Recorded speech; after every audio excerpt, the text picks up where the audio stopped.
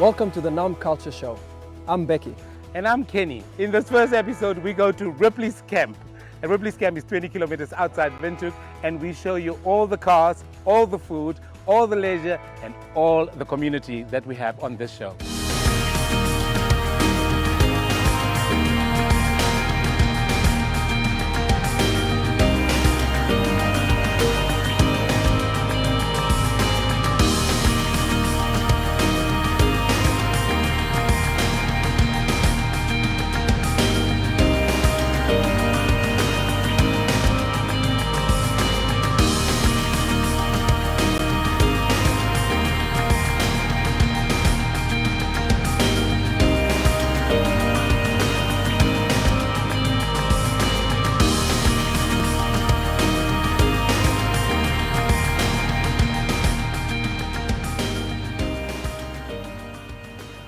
And here at Ripley's, you can do a self-drive game view at your own leisure. We also have the wonderful opportunity of spending an evening in one of these wonderful chalets where you have a kitchen outside, a bar area, and you can camp with your own equipment, or you can hire equipment right here, inclusive at Ripley's Camp.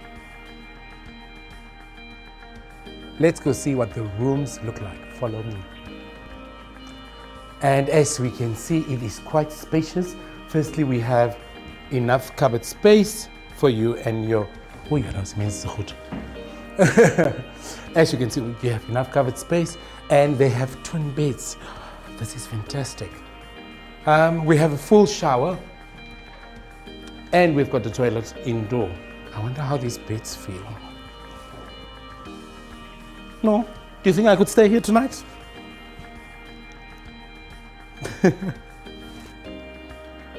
We have a fantastic little kitchen. The kitchen is equipped with a little stove, a microwave, somewhere to wash your dishes, and it's on the outside. Not only do you have your own kitchen on the outside, you also have a bar facility right here at one of the chalets at Ripley's Camp. On your self-drive, you can see the following animals, from sables to nyala to springbok to blesbok.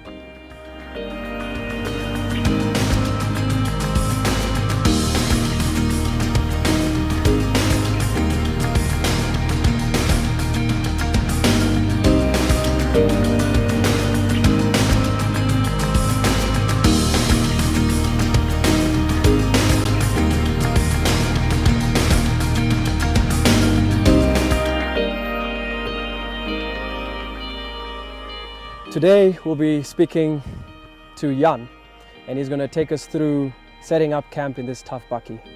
Setting up is fairly quick. Let's quickly start where everyone wants to start. So when you stop, what's the first thing you want? Is a beer or something cold to drink. So jeez, look at that thing. Slide out a 90-litre fridge, which has two compartments, a freezer one side and a fridge on the other side. Whole nicely kitchen. set up kitchen as well, with all your utensils, everything in it. This is awesome. Quickly grab out a table. Oh wow, look at that. So set up your table. Well, this was literally under 2 minutes. Under 2 minutes. So we'll quickly look at the sleeping arrangement. Check out the gas.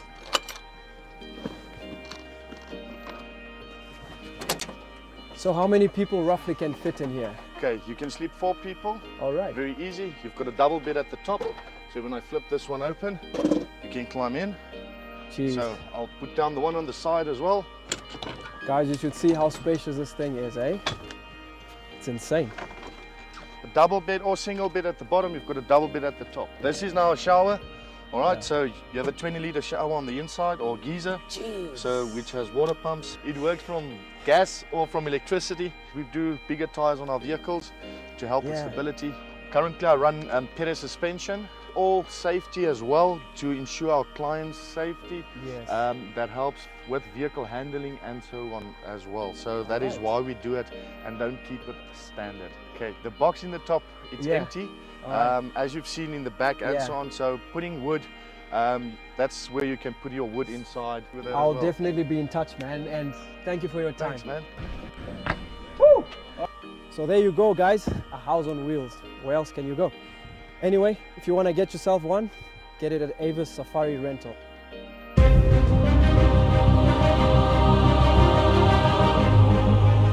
I'm back here again with Kali, and he's going to show us another monstrous build. Tell us what you got here. What do you have here? Hi Becky, thanks. Yeah. Well, it's quite interesting. This thing is coming from a friend of mine. He was talking one night about an American style camper, but we have to do it in Namibian off-road. yeah. In off-road, which is used for Africa.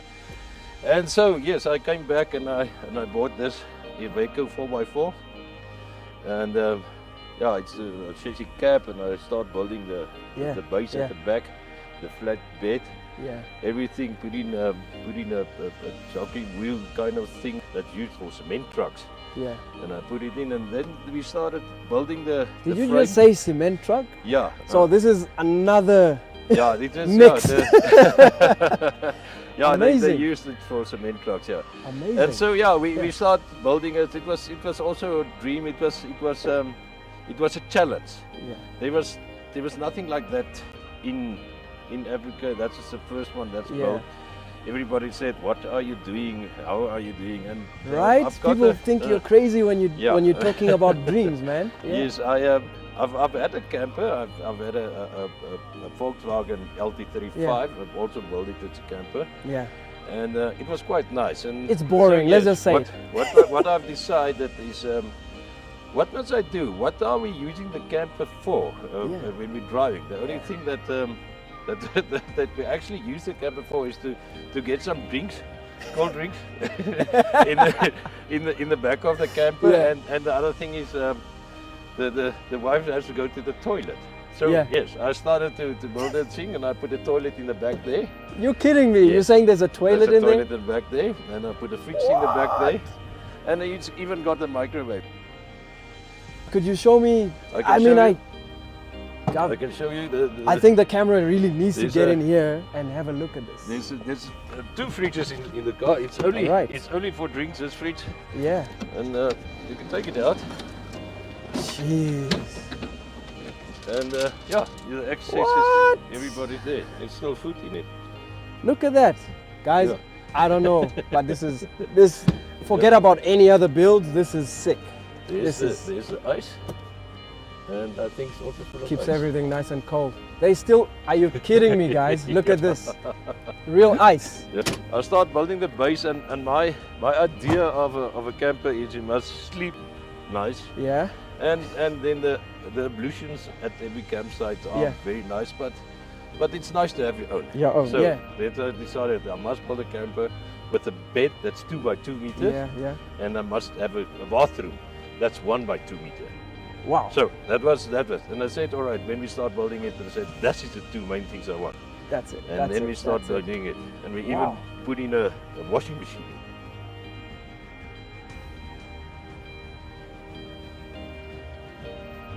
So, wow, the interior looks amazing. There's an air conditioning on top there. Wow. You've got your fridge there, you've also got a microwave in there, and then you've got the freezer down there. Then you've got your TV here.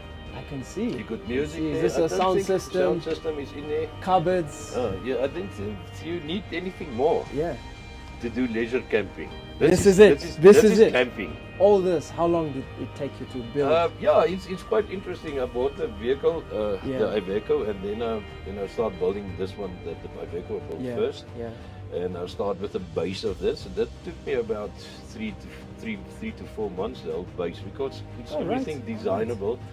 You don't know what to expect when you build something like that. Yes. And then I took it to Cape Town, and AC Motorhomes built the box for me. That took about 3 months to build the box only. I've left the whole rig there. All right. But I enjoy it very much. All right. I love going up to the rivers.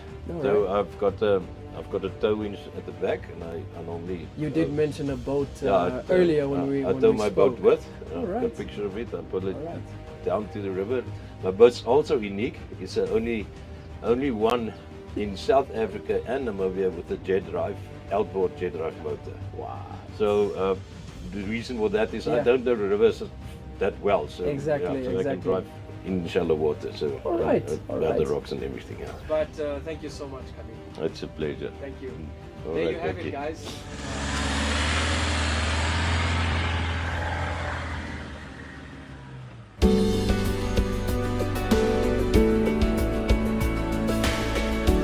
Welcome to Food Culture. My name is Kenny, and today we're going to make some breakfast and see what the fire has in store for us. Knowing your way around the kitchen is just not enough. You need to find out where to find the best produce and the freshest vegetables. So I was advised to go to Pick n Pay. Here I found delicious strawberries, firm tomatoes, a vast variety of spices, and A-grade meat. It was quite an experience. Thank you so much to Pick n Pay. And remember, Pick n Pay opens at 7. So for my very first task, I had to feed 10 hungry children. It was quite exciting because they decided on flapjacks. Flapjacks takes about 10 minutes in the oven or about 12 minutes on the stove. The trick to scramble eggs is very easy. In order to ensure fluffiness, all you have to do is make sure the pan is not too hot, and when you add the butter and the eggs, you keep on stirring continuously with a spatula. And the flapjacks are ready. The scrambled eggs are done. And now it's time for the fruit. We decided to go with kiwi, some grenadella, and banana. When all is ready and cut, I think it's time to finalize our presentation. So we've got the eggs, the flapjacks, we add some cheese to that, and of course we see the delicious bacon, and finally every child's favorite, peanut butter and syrup for flapjacks. Let's go see where these children are. Children, breakfast! Breakfast! Breakfast!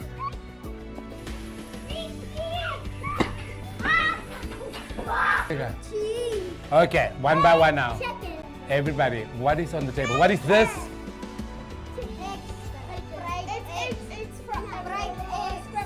Scrambled eggs. What is this here? No. Flapjacks. What is these things here? And what is this here? And what is this one here? Peanut butter. And this one here? Cheese. And that one there? Okay, let's eat. As for a late lunch, we decided to have a delicious steak on a rotisserie with some Brazilian rub. Let's have a look what I did. The first thing you're going to do is you're going to use a Brazilian rub, and that you want to make sure goes all over the place. You bounce it nicely.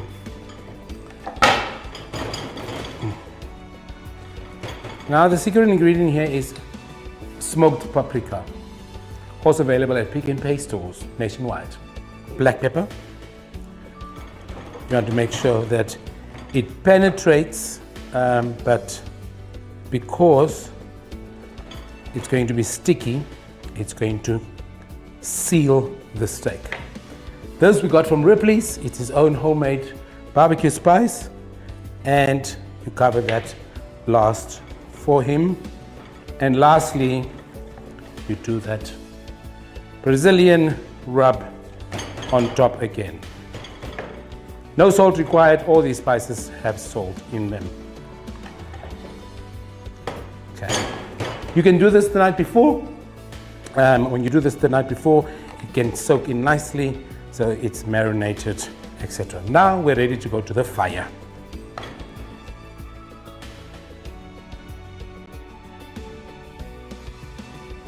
We're going to make a side dish, Mediterranean couscous salad.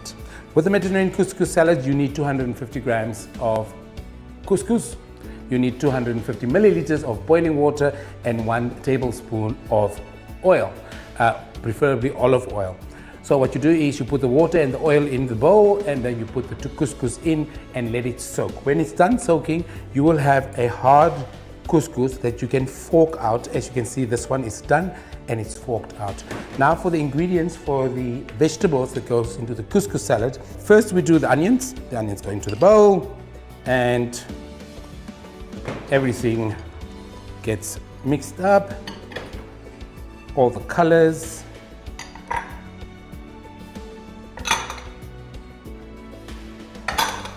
The olives. And we leave the tomatoes and the feta for last. So we have this now. All we need to do is mix them up.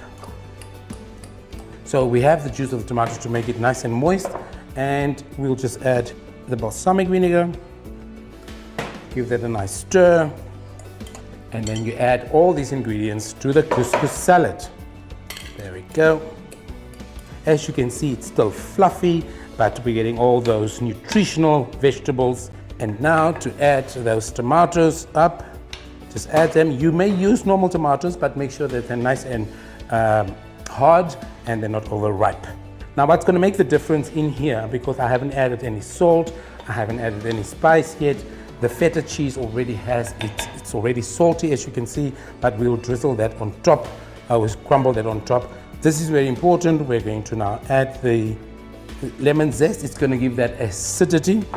The trick with the feta cheese is it crumbles quickly, so what you want to do is cut that into small cubes and it will crumble nicely and you'll be able to see it and it will not disappear inside the salad.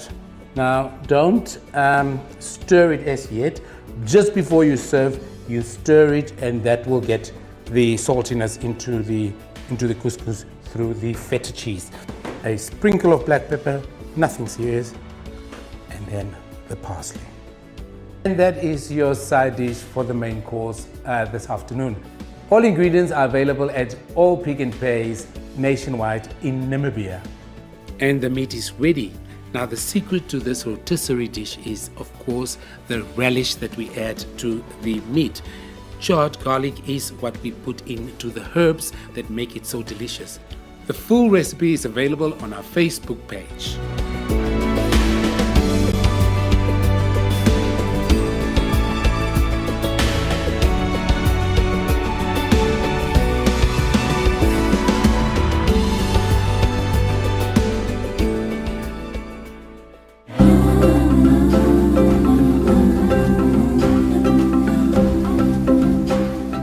And in community culture, we connect with the local communities and see what being Namibian is all about by introducing you to those who have selflessly sacrificed their time and resources to better the lives of others.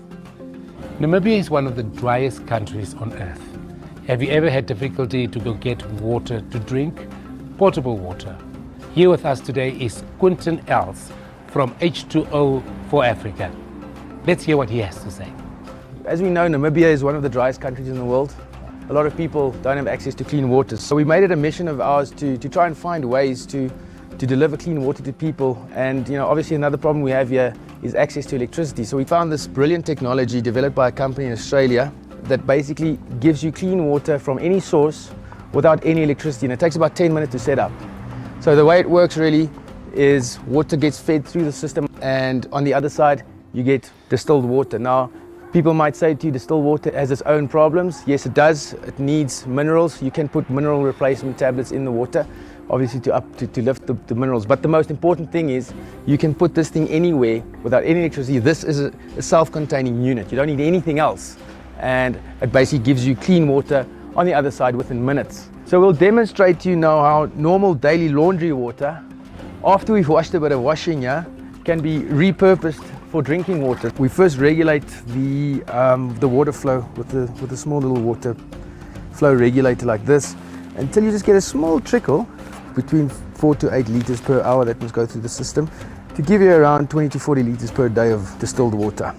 The water is starting to flow through the system, but once it's filled up the whole surface area of this panel, it condensates against this top film, and because the outside temperature is cooler than the inside temperature, it then forms droplets. Those droplets run all the way down the veld, and then it has a separate catchment area, or little gutter, which then catches all the distilled water. The water that runs through the system in a way acts as an automatic cleaning system. It basically cleans the veld, but that water then comes out here as brine, but it's treated brine. So this process, even though this is your distilled water with nothing in it, obviously very safe to drink. So the water that comes out here is UV treated. So any living organism would have been eliminated through the boiling process inside the unit. Even though the brine outlet water still contains unwanted minerals, it can still be used for things like irrigation. This is the distilled water. As you can remember, it was laundry detergent filled. We put some sand in there, we mixed it up, and it's clear water. Perfectly safe to drink. Throughout the series, we will identify a small community or a household that can make use of a panel like this, and we will be donating it to those people. We'll install it, and hopefully it will impact their lives for the better. If you need more information about these panels and where you can get them in Namibia, you can just go to our Facebook page, H2O for Africa, and yeah, we'll get in contact with you and we can assist you. This is a first aid kit specifically for motorists. You can keep this in the back of your trunk or your boot. I got this at Langeron's pharmacy. You can give them a call and they can deliver it to you. Well, or you can just go there yourself. I don't know what's inside, so I'm gonna ask Kyle to come and explain what's inside. Hello, That's Kyle. I'm Kyle. Right. Yeah, I'm from EMED Rescue 24, and I'm gonna help you guys to. Not yet. I'm a paramedic, so I'm like a doctor. I just work in an ambulance, so we're like road doctors. I'm gonna help you guys figure out what's inside this kit and how to use it. Put it in the car, right? Make sure mommy and daddy don't forget it when you go on trips. So inside the bag, right? The first most important thing we have in my hands now. Who knows what this is? It's gloves. And why are they important? I know. I know. There we go. So it's to keep us safe and to keep the person that we're helping safe. All right, what else have we got in here? Okay, we got a pair of scissors. We know how to play with these in school, right? Okay, so the scissors. Yes, exactly. Very, very, very, very important, right? These are sharp, so we're only going to use these to cut bandages, right? To the right size. When something is in the body of a human being, you Yes. cut it out. We don't do that. That's for the doctors in the hospital. You've got splints in your hands. So these are what we're going to use if we think somebody's got a broken bone. On my leg, if I've got a fracture in my leg. Becky? Good question. Yeah, Becky's got a broken leg, so the bones don't move and they don't cause any more injury. Yeah. Are we ready? Okay. Are we ready? Yes. Ready? Yes. Ready? 1, 2, 3, up. Okay, and then we're good? Good morning, my name is Dixon Wambi from Nam Culcha Sports, and it's such a wonderful opportunity partnering up with Oculus and the Law Vision Center. We found that it was very important for us as coaches and that deal with athletes to have our vision tested, because we spend a lot of time outside and in the sun, and as well the vision health of our athletes that we deal with. We have about 300 to 400 children in our system that we train each and every afternoon around Namibia, and it's very important for us that their vision is also checked and that their vision health is up to par. So thanks a lot to Oculus for a wonderful opportunity, and hopefully this partnership will make sure that everyone is aware about their vision health. Hi, I'm Dave Hammond from Connect People to People and Nam Culcha Sports, and today we're going to be teaching the kids how to play hockey and cricket. Thank you very much. I'm also from Connect People to People and Nam Culcha Sports, and after this we are going to teach the children to listen and a communication game. Okay, so the first thing we're going to do is hockey. So very important, this is our stick. Your left hand is going to be on top, your right hand is going to be down lower. Hold it like that, huh? Down there, and then you go. Okay, give to Jamie. Okay. One there. So we're just working on hand-eye coordination. No, don't turn. Like turn that. Like this. However you've got to do it, you're making sure we got hand-eye coordination and we're catching that ball. Look at Dave. Watching the ball. Good Oh, hit. Very good. Oh, good shot. I'm going to get you through this landmine. Can you see? No? No. Hey, don't A move. Stop. little bit Stop. forward, little bit Okay, forward. one step Quick up the forward. left foot. Okay. Good. One more step forward. Good. One more step forward. There we go. Forward. Okay. Again. Okay. A big step. Wow. Oh. Come, stand in the circle here. Excellent. Excellent. And I think we've come to the end of our first episode. It has been great. Thank you to Ripley's. And if you want to know more about Nam Culcha, we're available on the following social media networks. Check us out on Facebook, Nam Culcha #, as well as TV2 Africa Would like to say thank you very much to Ava Safari Rental, EMED Rescue, Langeran's Pharmacy, and this would have not been possible without Kali and Krista from Ripley's Camp. Thank you. Until next time, goodbye.